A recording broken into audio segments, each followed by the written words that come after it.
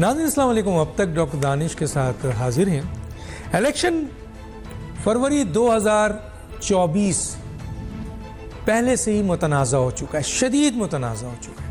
मैं नहीं कह रहा, कुछ सियासी जमातें कह रही हैं, सुप्रीम कोर्ट बार एसोसिएशन कह रहा है, पाकिस्तान बार कौंसल्स कह रहा है, इसी तरीके से तज़िया निगार इंटेलेक्चुअल्स आप अगर करें, तज़िया लें तो वो सब, और उसके भी सॉलिड जस्टिफिकेशन भी सामने। अच्छा, यहाँ तो इलेक्शन 2024 फरवरी जो है वो मुतनाज़ा हो चुका है, बल्कि जो इलेक्शन कराने वाले दो अहम इस वक्त जो इदारे हैं, ख़ास तौर पर इलेक्शन कमीशन और निगरां हुकूमत, इन पर यह भी मुतनाज़ा हो चुके हैं। इन पर भी जानिबदारी का शदीद इल्ज़ाम लग चुका है और ये मुल्क की बड़ी सियासी जमातें लगा रही हैं, लिविंग प्लेइंग फील्ड के हैसियत से भी लगा रही हैं, हल्का बंदियों के हवाले से भी लगा रही हैं, और इसके साथ साथ शिफ्ट जो किया है आपके हल्के उसके ऊपर भी लगा रहे हैं। कारकर्दगी जो उनकी कार्रवाई है, जो प्रोसीजर है, उसके ऊपर भी आवाज़ उठ रही है।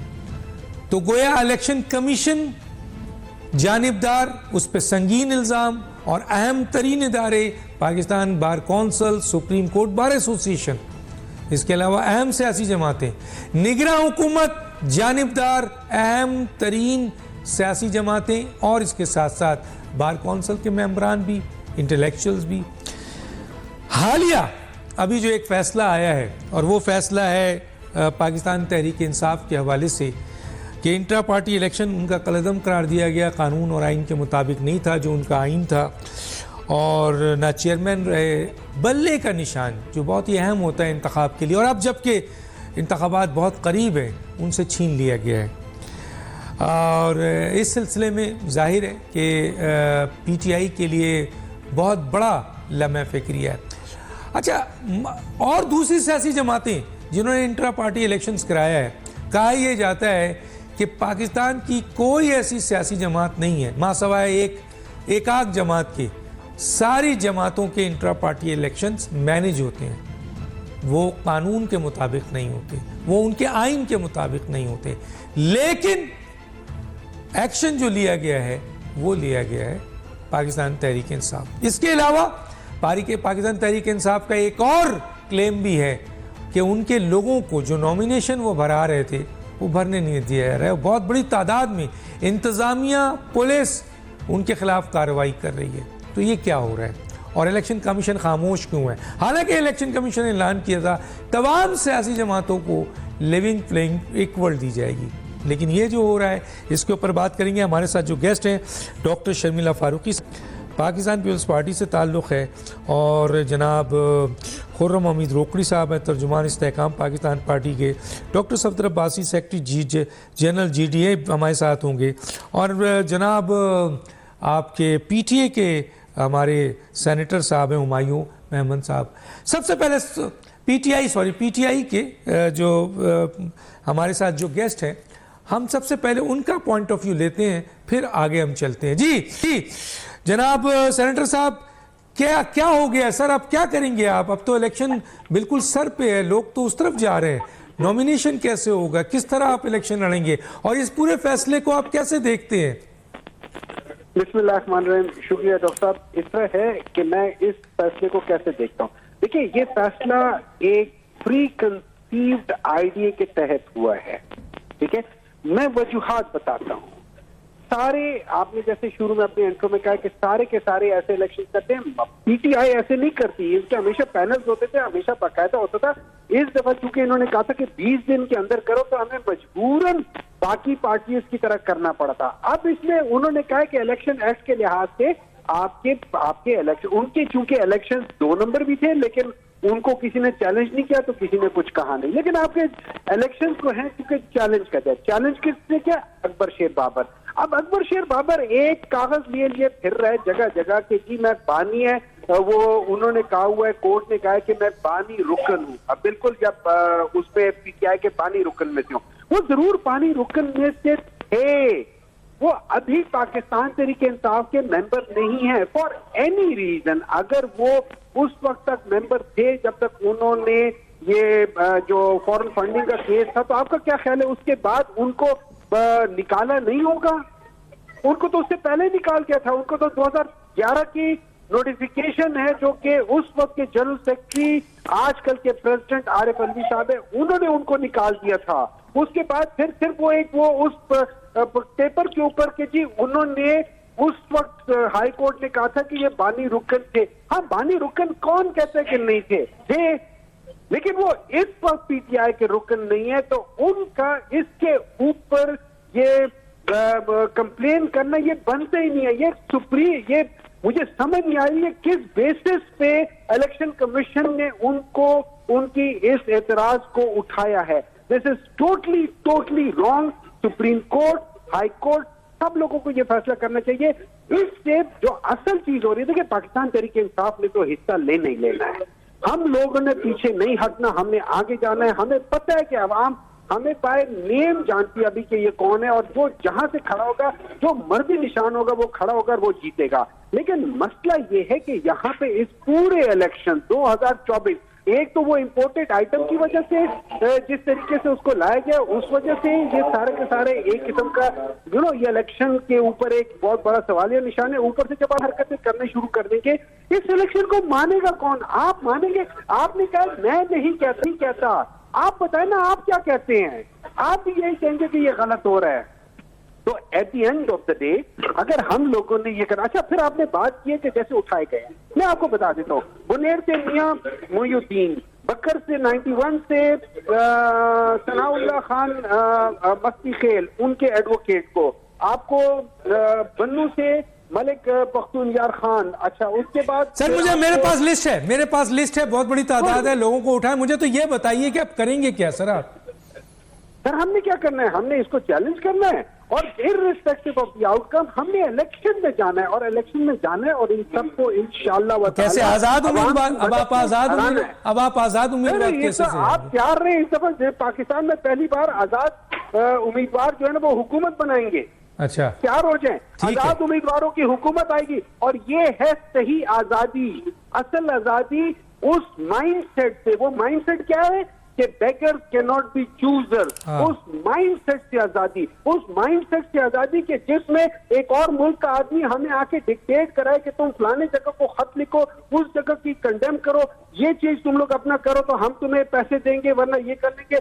उस माइंडसेट की कि जिसकी वजह से हमने अपने 80,000 जवान। अच्छा सर, मैं जो समझाऊं वो ये समझाऊं हमारे साहब के आप जाहिर है इसको चैलेंज करेंगे, कोर्ट जाएंगे, तो जाहिर है कोर्ट क्या फैसला करता है। अगर फर्ज कीजिए कि यही फैसला रहता है तो फिर इसके बाद इलेक्शन फिर भी लड़ेंगे आप, और इलेक्शन जब लड़ेंगे तो फिर जाहिर है कि आप आजाद उम्मीदवार की हैसियत से, और आप समझते हैं आप बताएंगे कि हम लोग किस जगह पे खड़े हैं, और आप ये समझते हैं कि आजाद उम्मीदवार जो है वो पीटीआई का जब कोई खड़ा होगा तो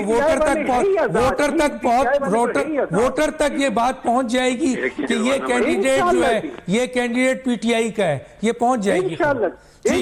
ठीक है, बहुत शुक्रिया। मैं आपको भी रिलीफ, क्योंकि आप किसी और प्रोग्राम में बैठे हैं, मेरे पास और हैं, और जाहिर है ये बहुत बड़ा एक फैसला है, उस पर हम तीनों मेहमानों का आएंगे। डॉक्टर सफदर अब्बासी साहब, क्या देखते हैं कि सर एक तो नॉमिनेशन सुना है कि छीना जा रहा है, इंतज़ामिया, निगरान हुकूमत, पुलिस एक्शन ले रही है, धमकियाँ दे रही है, दूसरी तरफ ये एक ही जमात का सिर्फ इंट्रा पार्टी इलेक्शन, शायद कहते हैं कि चैलेंज हुआ है इसलिए हुआ है, वरना दूसरी पार्टियों के भी फेक है लेकिन वहां चैलेंज नहीं हुआ। जी सफदर अब्बासी साहब क्या कहेंगे?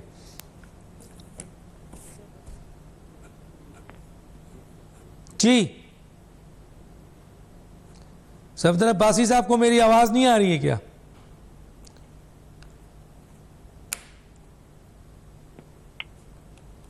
जी सफदर अब्बासी साहब, आवाज नहीं आ रही मेरी? जी आपकी आ रही है जी, मुझे मैं पूरी जवाब दे रहा हूँ। मेरी आवाज आ रही है डॉक्टर? जी अब आ रही है आपकी आवाज। सवाल सुन लिया था मेरा आपने? जी मैंने सुन लिया था जी। देखिए जी, ये काफी महीनों से मामला पेंडिंग था पीटीआई के हवाले से, और मैं समझता हूँ जिस तरह आप कह रहे हैं कि ये पहला इस किस्म का जजमेंट है कि जी इंट्रा पार्टी इलेक्शंस के ऊपर जो है किसी जमात को जो है ना ईसीपी की तरफ से सिंबल, क्योंकि इसका जब फैसला आएगा बेसिकली जमाती इलेक्शन जो होते हैं वो चाहिए होते हैं सिंबल अलॉटमेंट के लिए। तो इस फैसले के बाद जो मैंने सुना है, और मैं सॉरी मैं पहले टीवी में नहीं देखा, मैं आपकी जुबानी ये सुन रहा हूँ तो जो मैं समझ पाया वो ये है कि जी वो जो इलेक्शन कमीशन के पास जो मामला था इंटर पार्टी इलेक्शंस का पीटीआई का, उस पे गालिबन उन्होंने इंटर पार्टी इलेक्शंस को इलीगल कर दिया है। गालिबन नहीं सर, फैसला आ गया है। जी वही मैं कह रहा हूँ जी, मैं समझ सका हूँ बात, क्योंकि मैंने फ्रैंक भी क्यों बैठा हूँ दूर दराज गाँव में, तो मैं सुन नहीं सका हूँ आज टेलीविजन की। तो अगर ये मामला तो ये काफी पुराना मामला था और फिर इसको पेशावर हाई कोर्ट में चैलेंज भी किया गया, तो पेशावर हाई कोर्ट ने डायरेक्शन दी थी कि इलेक्शन कमीशन ये एक दिन के अंदर ये फैसला सुनाए।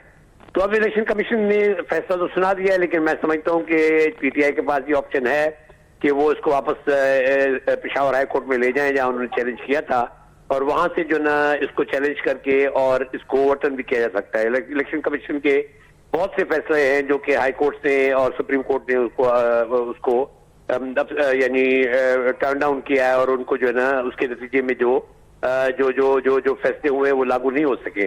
अब ये है कि सर ये क्या वो क्या करेंगे, वो छोड़ दें सर, वो तो करेंगे। मैं तो आपसे एक बड़ी अहम तरीन पार्टी के आप जीडीए के सेक्रेटरी जनरल भी हैं, तो इलेक्शन करीब है, एक सियासी जमात का निशान जो इम्पोर्टेंट है और बड़ी सियासी जमात है इस वक्त पाकिस्तान की, उससे छीन लिया गया है, उसके नॉमिनेशन उनके लोगों को नहीं करने दिया जा रहा है। निगरां हुकूमत के ऊपर जानिबदारी का इल्ज़ाम सियासी जमातें लगा रही हैं। अच्छा, इलेक्शन कमीशन पे इल्ज़ाम जो है वो bar council, Pakistan bar council ने लगा दिया, सुप्रीम कोर्ट बार एसोसिएशन ने लगा दिया, इस्तीफ़ा मांग लिया, और ये एक इस किस्म की एक्टिविटीज़ हो रही है। तो क्या कहेंगे सर, इस पे क्या कहेंगे? देखिए जी, अपना डॉक्टर साहब, इलेक्शन कमीशन के बहुत से फैसले जो मुतनाज़ा हुए हैं, उनकी जो सेंसस अपने डिलिमिटेशन का सारा प्रोसेस उन्होंने डिवेल किया है आखिरी दिनों में आके, यानी ये प्रिलिमिनरी डिलिमिटेशन में एक अनाउंस किया और फाइनल डिलिमिटेशन में इलेक्शन के जो महीना पहले या शेड्यूल के 2 दिन पहले जो उन्होंने बिल्कुल एक नया फैसला दे दिया। इस तरह ये पीटीआई के हवाले से वो रोक के पीछे 6 माह से 8 माह से ये मामला चल रहा था, उसको रोक के अब उन्होंने फैसला दिया। तो इलेक्शन कमीशन के तो बहुत से मामला जो है ना डिस्प्यूटेड है, और मैं समझता हूँ कि तेजी से हम जो है ना इलेक्शन प्रोसेस जो है ना हमारा वो इतना कंट्रोवर्शियल होता चला जा रहा है कि कहीं आगे चल के इसके नतीजे में कोई ये सारा का जो मामला जो है ना वो सिस्टमेटिक कोई हम जो है ना इसको जो है ना वो बिल्कुल जो है ना उल्टी तरफ हम चले जाएं, क्योंकि एक कंट्रोवर्शियल इलेक्शन के नतीजे में आपको पता है कि बहुत से मराहल पे पाकिस्तान में उसके बहुत ही नेगेटिव रिपोर्टेशन हुए हैं। तो अगर आप जितना ज्यादा कंट्रोवर्सीज बढ़ेंगी उतनी इलेक्शन कमीशन के ऊपर प्रेशर भी ज्यादा आएगा, और वो उतनी जो है ना पाकिस्तान के अवाम जो है इस सारे अमल को जो है ना एक नेगेटिव अंदाज में देखेंगे। अच्छा, निगरां के बारे में क्या कहेंगे सर? इंतजामिया जो पुलिस है वो नॉमिनेशन बनने नहीं दे रही है एक सियासी जमात का, तो ये और मैं तुझे इस वक्त ज्यादा फेडरल लेवल पे कम, लेकिन जो प्रोविंशियल लेवल पे तो मैं ये कह सकता हूँ कि जो इस वक्त प्रोविंशियल अपनी केयरटेकर गवर्नमेंट है वो तो बिल्कुल जो है ना एक पार्टिजन किस्म की गवर्नमेंट है, जिसके अंदर जो है ना वो वन साइडेड पिछली गवर्नमेंट की एक एक्सटेंशन चल रही है। और यहाँ पे हमारा जो ना उतना ही जितना बिलावल साहब को जो ना गिला है फेडरल गवर्नमेंट से कि जी वहाँ पे जो पार्टिजन जो है ना केयरटेकर गवर्नमेंट उतना ही गिला हमारा यहाँ पे जितनी भी ऑपोजिशन पार्टीज हैं, सिर्फ जीडीए नहीं, एमक्यूएम को ले लें, पीएमएलएन को ले लें, जीओएफ को ले लें, सबको गिला है कि जी जो केयरटेकर गवर्नमेंट है वो एकतरफा तौर पे एक वन साइडेड किस्म की जो पॉलिसीज पे चल रही है। आरओस की अपॉइंटमेंट है, एआरओस की अपॉइंटमेंट है, जो जिलों के अंदर जो ऑफिसर्स है, चाहे वो रेवेन्यू के हों चाहे वो पुलिस के हों, सबके सब जो है कंट्रोवर्शियल किस्म का प्रोसेस है, जो कि आहिस्ते आहिस्ते पूरा का पूरा इलेक्शन प्रोसेस को पूरा का पूरा मुतनाज़ हो चुका है। डॉक्टर शर्मिला फारूकी साहबा क्या कहती हैं आप? जी शुक्रिया डॉक्टर साहब। देखिए जी, जो भी लीगल इश्यूज हैं, अगर इलेक्शन कमीशन को किसी किस्म का एतराज़ था तो पीटीआई के पास पूरी एक लीगल टीम है ना, उस एतराज़ को हटाते। अगर ये कहा जा रहा है कि जी पूरा इंटर पार्टी इलेक्शन का प्रोसेस को खुफिया रखा गया, और जो भी एतराज़ात हैं, जो भी फैसले के अंदर आए हैं, इनको एड्रेस करना कोई बहुत मुश्किल काम तो नहीं है। जब पाकिस्तान की तारीख में ये पहली बार नहीं हुआ कि किसी पार्टी से उसका सिंबल ले लिया गया हो। ये पीपल्स पार्टी के साथ भी हो चुका है, ये पीएमएलएन के साथ भी हो चुका है, और ये एक लीगल बैटल है, इसको लड़ना पड़ता है। सिर्फ बैठ के एतराज़ करना और ये कहना कि ये ऐसा हो जाता वैसा हो जाता, देखिए ईसीपी एक लीगल इदारा है, उन्होंने जो भी फैसला किया होगा वो आइन और कानून के मुताबिक होगा। अब जाहिर बात है this is a long legal battle, अब जिस तरह हुमायूं साहब बता रहे हैं कि ऑफ कोर्स ये जाएंगे आगे, हाई कोर्ट जाएंगे, मामला शायद सुप्रीम कोर्ट तक भी जाए, तो ये तो इनको जंग लड़नी पड़ेगी। हमें कुछ एक्सपेक्टेशंस थी जो जिस तरीके से एक, जिसे कहते हैं ना कि एक हवा का रुख नज़र आ रहा था कि जिस तरीके से पीटीआई के हवाले से मामलात जो हैं वो चल रहे हैं, हमें लग रहा था कि ये फैसला ऐसे ही आएगा। इसमें आपको केयरफुल होना चाहिए था कि जो भी एतराज़ात हैं उनको एड्रेस करना चाहिए था। इन्होंने काफ़ी अरसे से वो एतराज़ात एड्रेस नहीं किए। देखिए, अब ये नहीं हो सकता कि आप कहें कि जी हम लाडले हैं और लाडले ही रहेंगे, और माजी में इनके साथ जो ट्रीटमेंट हुई है वो बहुत ही लाडलों वाली ट्रीटमेंट हुई है, जो पाकिस्तान में शायद बहुत कम लोगों के साथ हुई हो। तो ऐसे मामला चलते नहीं हैं, वक्त हर एक जैसा रहता नहीं है। तो इनको प्रिपेयर्ड होना चाहिए था कि क्या मामलात होने वाले हैं, किस तरीके से। इनको अपनी पूरी एक लीगल टीम खड़ी करनी चाहिए थी, इनको ये एतराज़ात दूर करने चाहिए थे, मौका ही नहीं देना चाहिए था कि इस किस्म का कोई फैसला आए। बहरहाल I wish them all the best, because मैं एक सियासी कारकुन हूँ और हमें मालूम है कि जब हमसे तीर का निशान ले लिया गया था तो हमें भी तकलीफ हुई थी, हमें भी दुख हुआ था, बिकॉज एक जो सिंबल होता है ना वो एक पार्टी के साथ सिनोनिमस हो जाता है। अब तीर पीपल्स पार्टी के साथ सिनोनिमस है, आप उसे तीर ले भी लेंगे तो भी हमारा निशान तीर ही रहेगा, चाहे वो बैलेट पेपर पे हो ना हो। तो ये बड़ा मुश्किल एक मरहला होता है किसी भी सियासी जमात के लिए, लेकिन ये वक्त पाकिस्तान में निगरान हुकूमत पे क्या कहेंगे? जो निगरान हुकूमत की एक्टिविटीज़ है, नॉमिनेशन फॉर्म के ऊपर कंप्लेन आ रही है कि जी लोग और सारी चीज़ें सामने आ रही हैं, और इस निगरान हुकूमत पे तो आपके बिलावल भुट्टो साहब ने भी अदम एतमाद किया हुआ है। डॉक्टर साहब, निगरान हुकूमत के हवाले से तो सबसे पहले एतराज़ात हमने उठाए थे, वफाक में भी, सिंध के अंदर भी। हमने कहा था कि कुछ वज़रा ऐसे हैं जिनका बराह रास्त बहुत ही करीबी ताल्लुक़ है PMLN के साथ। और देखिए, अनफॉर्चुनेटली हमारे पाकिस्तान के अंदर ही ये होता है कि जी एक निगरान हुकूमत आती है इलेक्शन करवाने के लिए, और वो निगरान हुकूमत ही जो है वो बाई पार्टीजन हो जाती है, अनफॉर्चुनेटली जानिबदार हो जाती है। तो फिर मैं समझती हूँ ये तो इस किस्म के सेटअप होने ही नहीं चाहिए। पाकिस्तान में आवाम को और इदारों को इतना एतबार होना चाहिए कि अगर कोई सिटिंग गवर्नमेंट भी है तो वो एक फ्री एंड फेयर इलेक्शंस कराएगी। देखिए, जो भी चीज़ हो आइन और कानून के मुताबिक हो। निगरान हुकूमत का एक पैरामीटर है जिसके अंदर उनको काम करना है, आइन के अंदर उनकी कुछ जिम्मेदारियां हैं, और वो है इलेक्शन कमीशन की फ्री एंड फेयर इलेक्शंस में कराने में मावनत करना।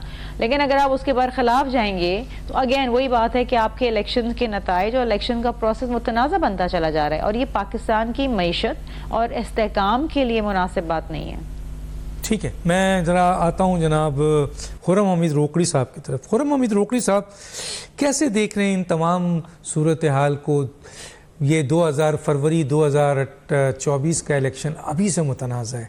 अहम तरीन इदारे इलेक्शन कमीशन पर अदम एतमाद कर रहे हैं, अहम तरीन सियासी जमातें निगरान हुकूमत पर जो है वो अदम एतमाद कर रही हैं, और फिर ये वाक़या होता है एक सियासी जमात के साथ, उनके उम्मीदवार के साथ। कैसे देखते हैं सर? डॉक्टर साहब, सबसे पहली चीज यह है कि हम ये देखें कि एक गाड़ी जा रही है मोटरवे पे 220 की स्पीड पे, तो उसका अगर चालान हो गया है तो उस पर हैरानगी नहीं होनी चाहिए। 220 की स्पीड थी। अकबर एस बाबर जो है, उनका और मेरा केस थोड़ा थोड़ा बराबर है। हमें जब छोटी सी बात तो नहीं थी, हमने एक चीज कहने की कोशिश की, तो जब हमें शो कॉज नोटिस दे के 2 दिनों में पार्टी से टर्मिनेट कर दिया गया, तो हमने कहा ठीक है, let's start the other things, और हम अपना पॉलिटिकल कैरियर को जारी रखेंगे। अकबर एस बाबर ने यह किया कि जब इन्होंने उनके साथ ये काम किया, और ये याद रखिए अकबर एस बाबर इस पार्टी को बनाने वाला शख्स है। Akbar S Babar major retired Khurram Rokri नहीं है कि जो एक नौकरी करने के बाद, आने के बाद उसने पॉलिटिकल एक्टिविटी शुरू की। चले, पुरानी हमारी बातें छोड़े, एफिलिएशन होती है और फिर हम पार्टी में चले, पार्टी प्रेसिडेंट बने वगैरह वगैरह। मेरा वो करियर दूसरा है, political career. Akbar S Babar तो उस वक्त है जब इनके पार्टी चेयरमैन और अकबर एस बाबर के अलावा पार्टी में था ही कोई। अकबर एस बाबर तो पार्टी बनाने वाला आदमी है। अकबर एस बाबर को जब पार्टी से निकाला जाता है तो अकबर एस बाबर खामोश नहीं होता, क्योंकि ये कोई बादशाह तो है नहीं कि निकाल दिया, चुप रहा। एक डेमोक्रेटिक पार्टी थी, तो he goes to the court. और उनकी ये जो डॉक्टर हुमायूं साहब ने कहा, इन्होंने गलत बयानी नहीं कहूंगा, लेकिन ये कहूंगा शायद इन्हें इल्म नहीं है। अकबर एस बाबर की जो मेंबरशिप है वो रिस्टोर, प्रोसीजर पूरा नहीं था। काम तो वही बादशाहों वाले थे। तो अकबर एस बाबर ने उसको चैलेंज किया, क्योंकि वहां पे लूप होल्स थे, इलेक्शन नहीं हुआ इंट्रा पार्टी, जो कि एक प्रॉपर प्रोसीजर के साथ होता है। अब जब नहीं किया प्रॉपर प्रोसीजर के साथ और चैलेंज हो गया, तो इलेक्शन कमीशन ने एविडेंस के ऊपर ही फैसला लेना है।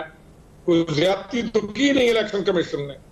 आप डॉक्टर शमीरा कह रही है ना कि they should have gone and face the case, they did that, वो गए, लेकिन वहां पे एविडेंस इतना स्ट्रांग था कि वो उसका पार्टी को ये नुकसान हुआ, तो उस नुकसान से बचने के लिए एज शी वाज सेइंग कि उनको पहले उस चीजों को कंट्रोल करना चाहिए था, नहीं करना चाहिए था। तो ये काम लिजिटिमेट एक ऑर्डर पास हुआ है जो हो गया। अब हम आते हैं आगे कि मेरा कंसर्न ये है प्रेजेंट सिचुएशन के अंदर कि कोई भी पार्टी या कोई भी ग्रुप ऑफ पीपल वो क्या बयानियां लेकर इलेक्शन में आ रहे हैं। क्या आपका बयानिया एंटाई एस्टेब्लिशमेंट से एंटी स्टेट हो गया? क्या आप फ्रिक्शन को जारी रखना चाहते हैं? क्या आप अपनी प्रोग्रेसिव मूवमेंट को 3.5 साल, 4.25 साल की गवर्नमेंट के बाद जब एक लेजिटिमेट तरीके से आपको दूसरी पार्टीज ने टेक ओवर किया और आपने एक नया रास्ता अडॉप्ट किया फ्रिक्शन का, नहीं मानना और डिस्ट्रक्शन का, क्या आप उसको जारी रखना चाहते हैं? अब घरों के अंदर भी एक फरीक जारी रखना चाहे कॉन्टिन्यूस, तो वो घर टूट जाते हैं। तो ये तो एक पाकिस्तान एक मुल्क है हमारा, एक इंपॉर्टेंट सेक्शन जो एक लोगों को लीड कर रहे हैं, और हम ये मान रहे हैं, हम उन्हीं में से थे ना, हम कहां थे? हम नहीं चाहते कि ये हम किसी भी पार्टी में ऐसा रास्ता चले कि वो डिस्ट्रक्शन की तरफ जाए या घर को, जिसके रिजल्ट के अंदर घर के तोड़ने की बातें, ख्वाहिश हो ऐसी कुछ लोगों की, और वो ऐसी बातें कहें कि अगर हम ना हुए तो मुल्क नहीं होगा। एक्सट्रीम ये जो रिएक्शन है और एक्सट्रीम जो लैंग्वेज है, ये क्यों? और फिर एक तो लैंग्वेज है, लैंग्वेज की हद तक तो बहुत सारी चीजें बर्दाश्त कर ली जाती हैं। एक आधा फिक्रा किसी ने कह दिया, नो इशू, फिर उसने रिकॉन्साइल किया, चीजें चल पड़ी। लेकिन आप एक अमल के साथ उस चीज की तरफ चल पड़े और नफरत को उभारते रहें और प्रोवोक। अच्छा सर, एक सवाल यहाँ पे, एक सवाल यहाँ जरूर करूंगा, एक सवाल, मैं पॉइंट खत्म कर दूं। अच्छा बोलिए। जी डॉक्टर साहब, मैं एक पॉइंट खत्म, तो इसको कौन बर्दाश्त करेगा, क्यों बर्दाश्त करेगा? ठीक है। अच्छा सर, मैं एक सवाल ये करना चाहता हूँ कि देखिए सर, अगर एक सियासी जमात जो है उसने एक बहुत बड़ा गलत काम किया, कोई उसको सपोर्ट नहीं कर रहा है, 9 मई का वाक़या इंतहाई ऐसा वाक़या जो पाकिस्तान की दुनिया की तारीख़ में नहीं हुआ, वो काबिल माफ़ी नहीं है, वो केस कोर्ट में है और जो लोग इसके ज़िम्मेदार हैं उनके ख़िलाफ़ कार्रवाई हो रही है, उनको सज़ा मिलनी चाहिए। ये तो डिले हो रहा है, मिलनी चाहिए। लेकिन जो बाकी सियासी जमात की में जो बाकी लोग हैं, क्योंकि वो एक सियासी जमात है, अभी तक रजिस्टर्ड है, उसमें बहुत सारे ऐसे लोग हैं जो आइन के तहत इलेक्शन में हिस्सा ले रहे हैं। मसलन वो पाकिस्तान के कॉन्स्टिट्यूशन को मार रहे हैं, वो जबूरी निज़ाम को एक्सेप्ट कर रहे हैं और इलेक्शन में हिस्सा ले रहे हैं। तो अगर उनके साथ आप इंतज़ामिया ज़्यादती करेगी, उनको इलेक्शन में हिस्सा नहीं लेने देगी, उनको रोकेगी, धमकियां देगी, तो ये कितना मुल्क के लिए बेहतर होगा, कितना जमहूरी होगा? ये जरा इस पे कमेंट्स करें तो मैं आगे जाऊं। डॉक्टर साहब, मेरे अपने डिस्ट्रिक्ट में आ जाएं, 3 आदमी ऐसे हैं जो पीओज हैं, डिक्लेयर्ड ऑफिसर जो हैं, पीओज हैं, और वो अदालतों को मतलूब है। अब जब मतलूब हैं आप और पीओ हैं आप, या कोई भी, मैं आपकी मिसाल क्यों दूं, एनीवन, मैं आपके साथ आ गया। चलें सर, मतलूब हैं, यहाँ तो मुजरिम को आप जो है ना रिलीफ दे रहे हैं सर, एब्सकॉन्डर को रिलीफ दे रहे हैं आप सर, आप अदलिया, ये क्या ऐसा नहीं हुआ? नहीं डॉक्टर साहब, A person who goes to the court अपने आप को प्रेजेंट कर देता है कोर्ट के, सर ये एब्सकॉन्डर नहीं, मसलन ये एब्सकॉन्डर दुनिया की कौन सी कोर्ट जो है वो एब्सकॉन्डर को और मुजरिम को जो है वो प्रोटेक्टिव बेल देती है? डॉक्टर साहब, मैं कोर्ट नहीं हूं, मैं नहीं, तो आप ये फैसला, ये जो आप कह रहे हैं, चले जी, 3 पीओ एमपीओ के लोग जो इश्तहारी थे उनको आप गिरफ्तार कर लें, चले समझ में आता है। जो मेरा ये है कि लेकिन जो बाकिया लोग हैं उनको तो आप नॉमिनेशन भरने दो। वो इसका सवाल डॉक्टर साहब होना, इस पार्टी के अंदर बेहतरीन लोग मौजूद थे, वो ये नहीं चाहते थे कि ये रास्ता अडॉप्ट किया जाए, और उन बेहतरीन लोग, हर पार्टी में बेहतरीन लोग मौजूद हैं सर। मैं आपसे एग्री करता हूं, मैं एग्री करता हूं कि जो लोग भी हैं उनको आप सजाएं, उनको सजा दें, उनको कानून के मुताबिक सजा दें। जो नहीं है उसका क्या होगा? आखिरी पॉइंट डॉक्टर साहब, आखिरी पॉइंट, इस तमाम वाकया को इन्होंने आज तक कंडेम नहीं किया जो टॉप लीडरशिप। तो इसके बुनियाद पे इलेक्शन नहीं कर सकते, इसकी बुनियाद पे वो इलेक्शन नहीं कर सकते। इसकी गुजारिश तो सर, इनके बहुत सारे, सुनिए ना, इनके बहुत सारे मेंबर टीवी में आके कह चुके हैं कि हम 9 मई को कंडेम करते हैं, बहुत सारी, सब नहीं तो अली मोहम्मद साहब, मैं अली मोहम्मद साहब है, मैं उनका अगर कहें तो मैं अभी वीडियो चला दूं, आपको दिखा दूं। मैं डॉक्टर साहब, मैं मसलन आप क्या दूसरी सियासी जमातें खौफ खा रही है कि उनकी पॉपुलैरिटी है, उनको आने दिया गया, उनके अच्छे लोगों को भी आने दिया गया, तो हमारा क्या होगा? क्या आप लोगों को ये डर और खौफ है? नहीं डॉक्टर साहब, नहीं डॉक्टर साहब, let's go back to the basic.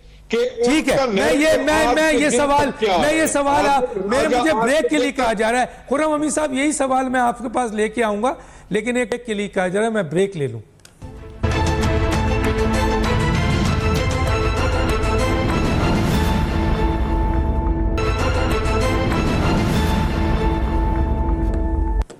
Welcome back ji. Doctor Safdar Abbasi साहब की तरफ आ जाता हूँ।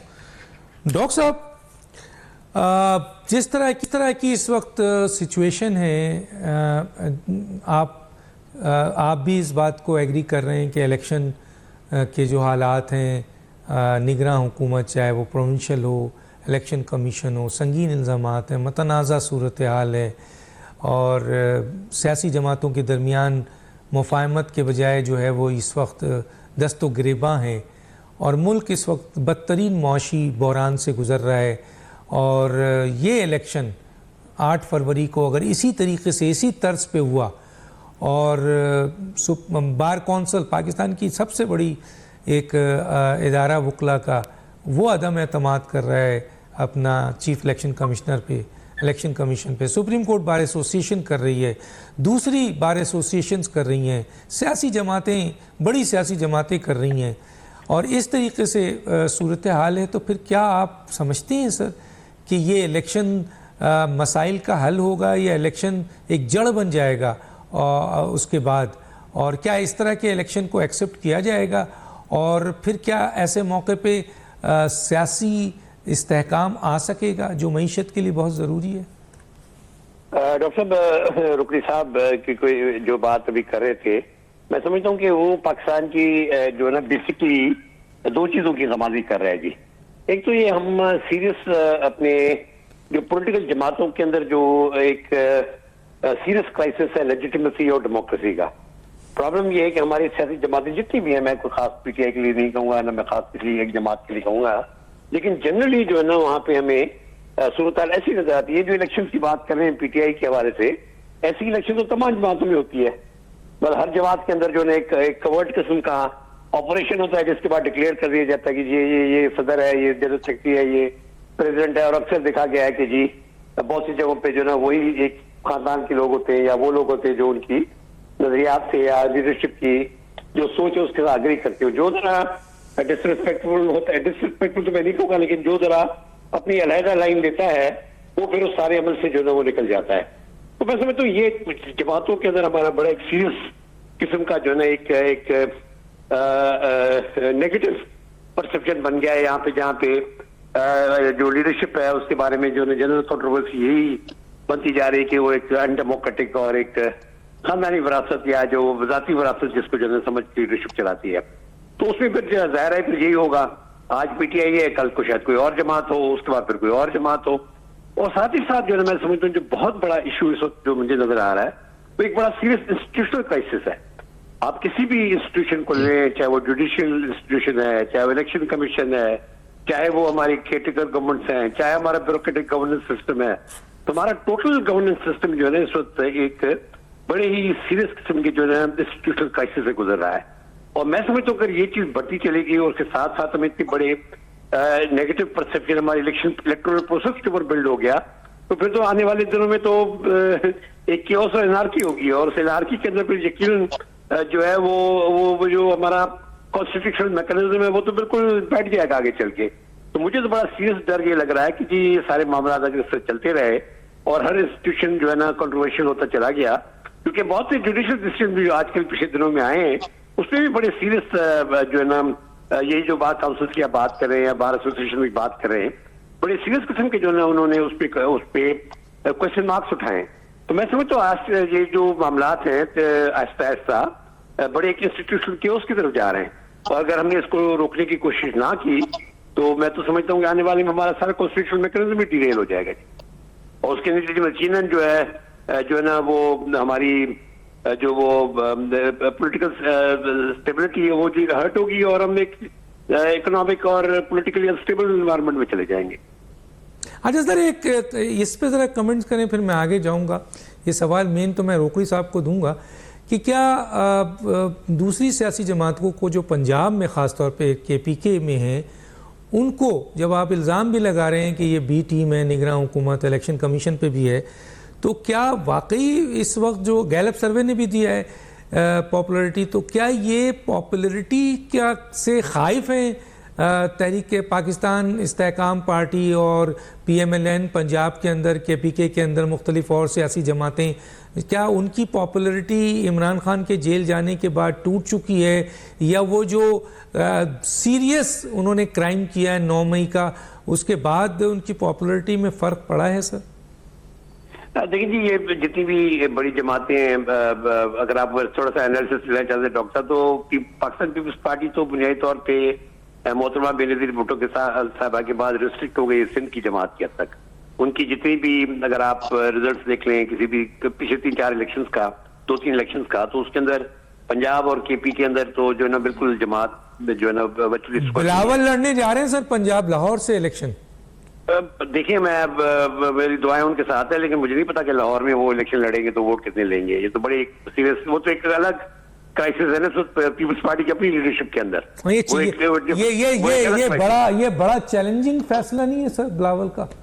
देखते थे जी, मतलब ये कि अगर वो लाहौर जा रहे हैं तो मैं तो दुआई दे सकता हूँ उनको, और वहाँ पे जो इस वक्त सूरत हाल है वो कोई इतनी अच्छी नहीं है पार्टी के लिहाज से, और वो अगर ये रिस्क लेना चाहते हैं तो पहले ही अगर आप देखें तो लास्ट इलेक्शन के अंदर वो लियारी के अंदर और मानाकंड के अंदर जो इलेक्शन हार गए, तो अनफॉर्चुनेटली मैं यही कह सकता हूँ कि फिर उनको इसका मिसगाइड किया गया। और शहबाज शरीफ साहब कराची आ रहे हैं सर इलेक्शन लड़ने।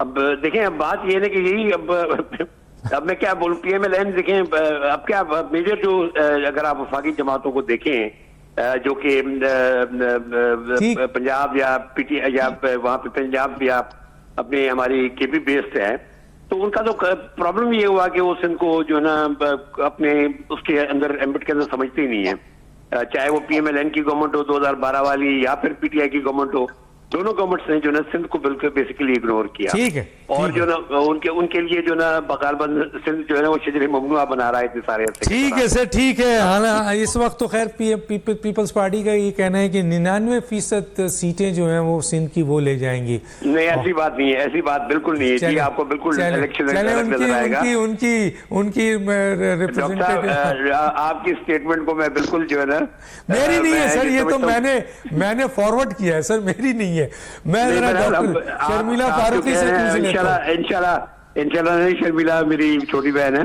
लेकिन इंशाल्लाह जो ना मुकाबला सख्त होने जा रहा है, आपको ये मैं बता रहा हूँ। माशाल्लाह, बड़ी बात है सर। 99 तो क्या है, 50-50 की बात कर रहे हैं आप जी।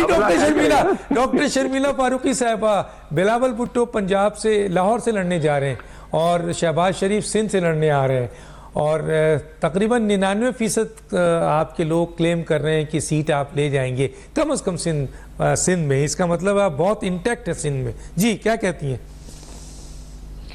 डॉक्टर साहब? जी बिल्कुल, हम बड़े इंटैक्ट हैं सिंध में, इसलिए क्योंकि सिंध में हमने डिलीवर किया है। अगर आप मुख्तलिफ सिंध के अजला के अंदर जाएं और वहाँ पर आप देखें जो कॉन्स्टिट्यूंसीज़ के अंदर काम हुआ है, या जो सेहत के हवाले से सहूलियात दी गई हैं, या जो जिस तरीके से सैलाब ज़दगान के घर बनाए जा रहे हैं, तो आपको ये अंदाज़ा हो जाएगा, और आप जाके लोगों से बात भी करें वहाँ पर, तो आपको ये अंदाज़ा हो जाएगा कि ओवरवेलमिंगली लोग जो हैं वो पीपल्स पार्टी को सपोर्ट कर रहे हैं। और मैं समझती हूँ, देखें ये लोग बड़े हैरान हैं कि बिलावल भुट्टो जरदारी साहब लाहौर से इलेक्शन लड़ रहे हैं। ये एक खुश आइन बात है, ये अच्छी बात है, इट्स अ चैलेंज, और इंशाल्लाह ताला हमें पूरी उम्मीद है कि हम लोगों को बड़ा सरप्राइज़ देंगे। हम जब बल्दियाती इंतखाबात लड़ने जा रहे थे ना कराची से, तो सब ने हमें कहा कि नहीं जी क्या ज़रूरत है, आप आराम से घर पे बैठें, आप तो चौथे पाँचवें नंबर के ऊपर आएंगे। अल्हम्दुलिल्लाह आज हमारा मेयर जो है वो कराची के अंदर पीपल्स पार्टी से ताल्लुक़ रखने वाला है। तो ये चीज़ें रद्द नहीं करनी चाहिए। देखिए अच्छा, यहाँ पर एक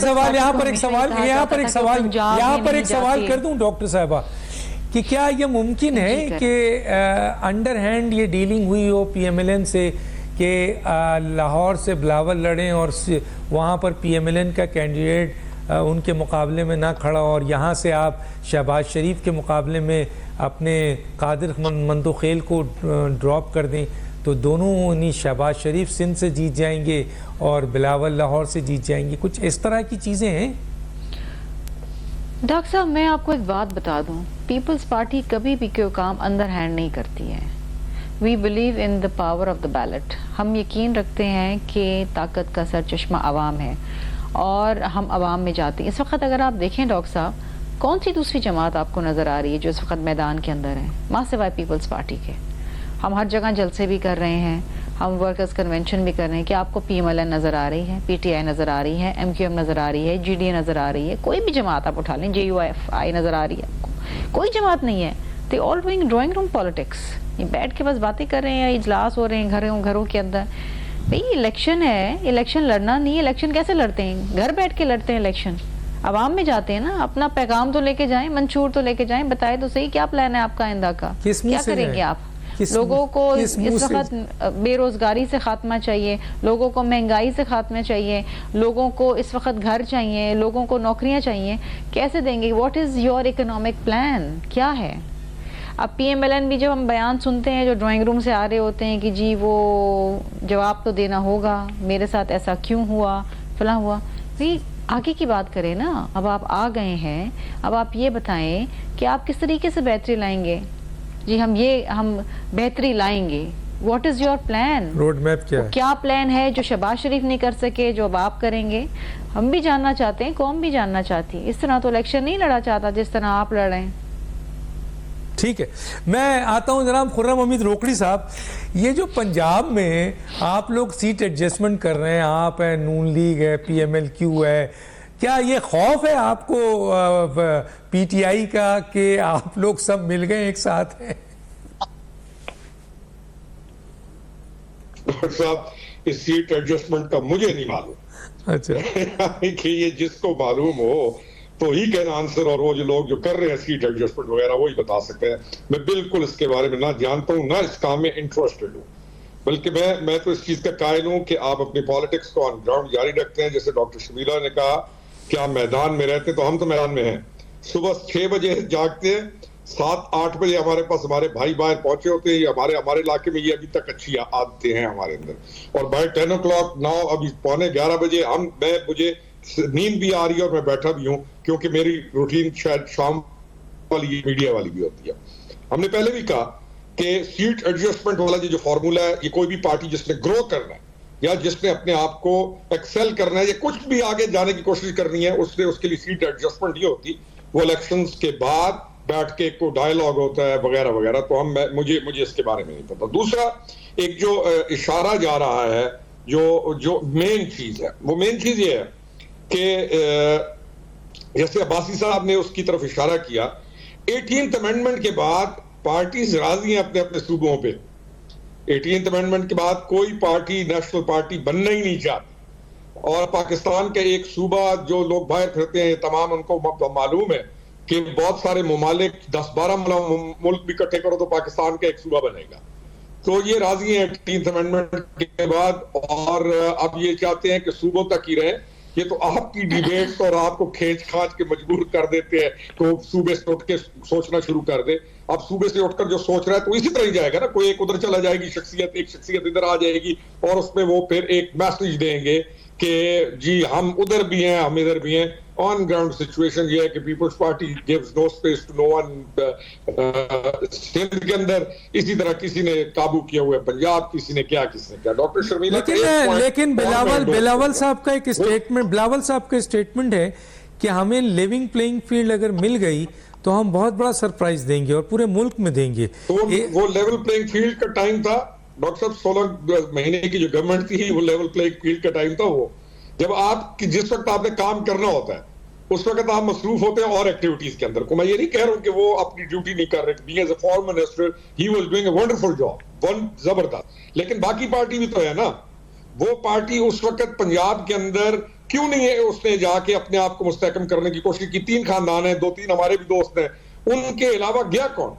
तो जो टाइम था पीपल्स पार्टी के पास, सुनहरा टाइम था जब इनकी गवर्नमेंट थी, उस वक्त इनके पास बेहतरीन लोग मौजूद हैं। अगर आप क्राउड में इकट्ठे कर दें तो सबसे ज्यादा जो एक्सेप्टेबल फेसेस है वो इनके पास, जिनको काम करना भी आता है। ये नहीं कह रहा हूं कि बाकी नालायक है, लेकिन इनके पास वो टीम मौजूद है। तो जाते ना पंजाब के अंदर काम करते, साउथ में जाते, हमारे जैसे डिस्ट्रिक्ट के अंदर आते, काम करते। इन्होंने वो टाइम जाया किया। जब वो टाइम जाया हो जाता है तो फिर जब आप दोबारा ख्वाहिश रखते हैं तो फिर कोई ना कोई एक नई टर्म आती है, एक नई चीज आती है कि अब हमें ये नहीं मिल रहा। आजकल पार्टियां मेहनत नहीं करती हैं, इलेक्टेबल्स हासिल कर लेती हैं। आप देखें PMLN जी। डॉक्टर शमीला ने एक और पॉइंट बड़ा जबरदस्त कहा कि ग्राउंड पे आपको जाना चाहिए, आपको ड्राइंग रूम के अंदर बैठ के ये टाइम ड्राइंग रूम के अंदर बैठने वाला नहीं है। तो मैं ये आई थिंक सो कि हमें फील्ड में होना चाहिए और हमें प्रोग्रेसिव स्ट्रगल को जारी रखना चाहिए। बाकी और हमें बयानिया अपना जो हमारा बयानिया है, जो हमने करना है या जो हम करके करना चाहते हैं, हम लोगों के साथ शेयर करें। वो हमारी अभी तक तो सियासत घड़ी है, आओ जी फातिहा पढ़ो, आओ जी शादी आ गई। बल्कि मैं तो कई दफा कहता हूं कि आजकल दुआ करो, सियासतदान ये चाह रहे हैं कि बहुत सारे लोग मर जाए ताकि वहां पे जाके फातिहा के बहाने उनके घरों में जाया जाए। तो ये वाली सियासत में भी तो डॉक्टर साहब निकलना होगा ना। ये कब निकलेंगे? आओ जी फातिहा कहे।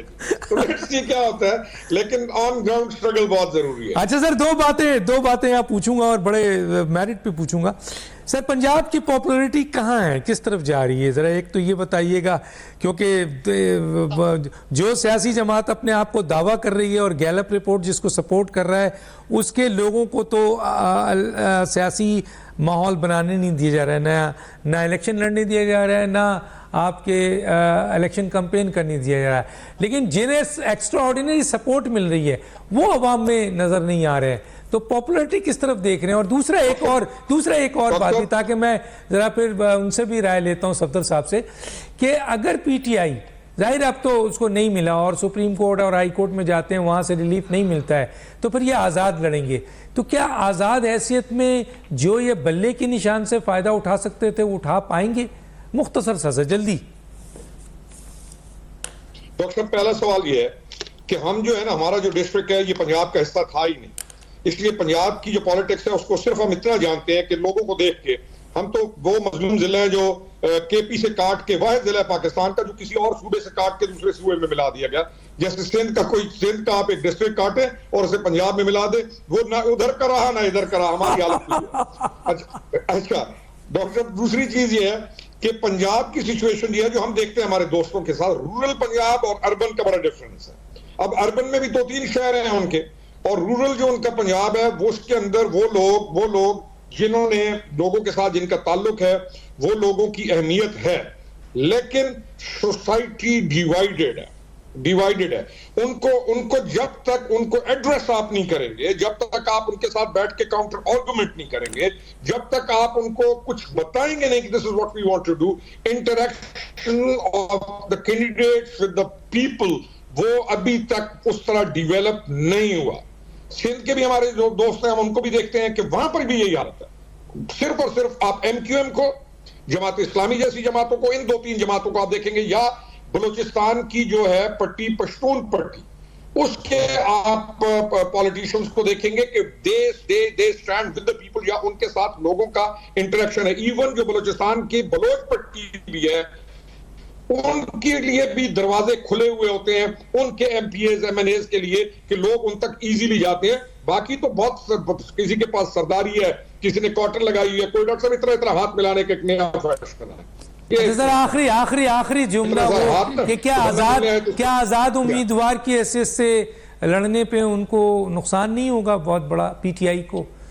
नुकसान पहुंचेगा डॉक्टर साहब, उनको नुकसान पहुंचेगा बहुत ज्यादा। और अब देखना यह है कि आजाद उम्मीदवार में कौन ये लोग लेके आते हैं। इनकी जो स्ट्रेटजी मैं देख रहा हूं वो अपनी स्ट्रेटजी उनकी फेलियर की जा रही है। और आप देखिएगा कि जो आजाद उम्मीदवारों को ये आगे प्रोवोक करने की कोशिश करेंगे, उन्होंने ठीक है। डॉक्टर सफदर अब्बासी साहब, यही सवाल आपसे, डॉक्टर सफदर अब्बासी साहब आपसे यही सवाल सफदर अब्बासी साहब से पूछ रहा हूँ। ये सर ये जो बल्ले के निशान उनसे ले लिया गया है, अब अगर आजाद लड़ते हैं, फर्ज कीजिए रिलीफ नहीं मिलता है, तो क्या वोटर तक ये खबर पहुंच जाएगी कि ये कैंडिडेट पीटीआई का है, अगर उसके सपोर्टर वोट डालना चाहें?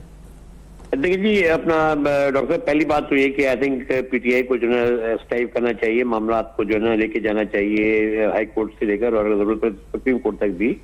उनका केस इतना भी वीक नहीं है। आई थिंक जो कहीं कहीं इलेक्शन कमीशन का जो है ना बयास जो है वो भी नजर आ रहा है। तो मैं समझता हूँ कि उनको लड़ना चाहिए केस। ये लीगल एस्पेक्ट है और इस लीगल एस्पेक्ट पे जो उनको फाइट करनी चाहिए। दूसरा ये है कि जी यकीनन अगर बल्ले का निशान नहीं होता तो फिर ज़ाहिर आप फिर जमात तो नहीं रहे, फिर आप इंडिपेंडेंट हैं तो आज़ाद ही है ना। फिर आज़ाद जीत के जो आता है वो फिर आज़ाद की मर्जी होती है ना कि वो उस पार्टी की लाइन टो करे या ना करे। वो फिर हो सकता है आज़ाद है तो फिर कहीं आज़ाद है तो आज़ाद मंच है, मजीद आज़ाद ना हो जाए, मजीद आज़ाद ना हो जाए। हाँ, मजीद आज़ाद ना हो जाए। तो इसलिए मैं समझता हूँ कि उनको स्ट्राइव करना चाहिए। बाकी ये क्या पॉलिटिक्स है, पॉलिटिक्स के अंदर आफ्टर ऑल आपको याद होगा नॉन पार्टी इलेक्शन भी हुए 85 के अंदर हुए, फिर उसके बाद लोकल बॉडीज हुए 79 में, 83 में। हमने सारी जो है वो विटनेस किए हैं सारे अमल को। तो उसके अंदर भी तो आफ्टर ऑल लोग पार्टियों ने आजाद उम्मीदवार के खड़े पे जिताए ना, और उनसे मेयर भी बनाए। अच्छा, मैं डॉक्टर शर्मिला से एक सवाल कर लेता हूँ। डॉक्टर शर्मिला साहबा, डॉक्टर जनाब आसिफ जरदारी भी इलेक्शन लड़ रहे हैं एमएनए का, और बिलावल भुट्टो भी लड़ रहे हैं, दोनों जीत जाते हैं और आपकी इस पोजीशन हो जाती है कि आप हुकूमत बनाएं, तो वजीर आजम किसको बनाएंगी आप? बिलावल भुट्टो जरदारी को। क्या बात है, आसिफ जरदारी के अगेंस्ट चली गई यहाँ पे। सोचे आप आसिफ जरदारी की बात नहीं। देखिए, हमारी ख्वाहिश और कोशिश यही है कि हम सदर जरदारी साहब को एक बार फिर सदर मुमलिकत बनाएं और बिलावल भुट्टो जरदारी साहब को वजीर आजम बनाएं। ये हमारे कारकुन भी बहुत ख्वाहिशमंद हैं इस चीज़ के, और ये एक बहुत ही ज़बरदस्त कॉम्बिनेशन होगा। बिलावल साहब की एनर्जेटिक और उनकी जो नौजवान क़यादत है और उनके जो आउट ऑफ बॉक्स सॉल्यूशंस के जो आइडियाज़ हैं और तमाम चीज़ें, जिस तरह वो सियासत करना चाह रहे हैं, एक सियासत जिसमें कोई सियासी इंतकामी कार्रवाई ना हो, कोई गालम गलोच ना हो, सब मिल के साथ चलें और एक बेहतर प्रोग्रेसिव पाकिस्तान सामने आए। और आसिफ अली जरदारी साहब की सियासी बसीरत, जिसको आप कोई चैलेंज नहीं कर सकता, तो I think that will be. लेकिन अगर एक ही सीट आपको मिले तो कौन सी लेंगी आप? नहीं, सीटें तो हमें दोनों मिलेंगी। दोनों मिलेंगी, तय है। क्या बात है, हर जगह चीज तय है, तो मसला फिर इलेक्शन का फायदा क्या है? अरबों रुपए बेचारे गरीब आदमियों का टैक्स का क्या जरूरत है? जिसको वजीर आजम बनाना है बना दे। आजाद और शफाफ इलेक्शंस हो गए तो पीपल्स पार्टी जो है वो बड़े सरप्राइजेस देगी, बहुत बड़े सरप्राइज देगी। पता है क्या, अनफॉर्चुनेटली ये जो बात है कि लोग समझते हैं कि जी राइट ऑफ कर देते हैं लोगों को उठा के, नहीं जी। और जो इस वक्त क्लेम कर रहे हैं लाहौर में बैठ के कि हम 125 सीटें ले जाएंगे, वो मैदान में तो अभी तक उतरे नहीं है, वो तो अभी तक कमरे में बैठ के बस बयान ही दे रहे हैं। सही बात है। तीनों मेहमानों का शुक्रिया। डॉक्टर दानिश को अल्लाह हाफिज।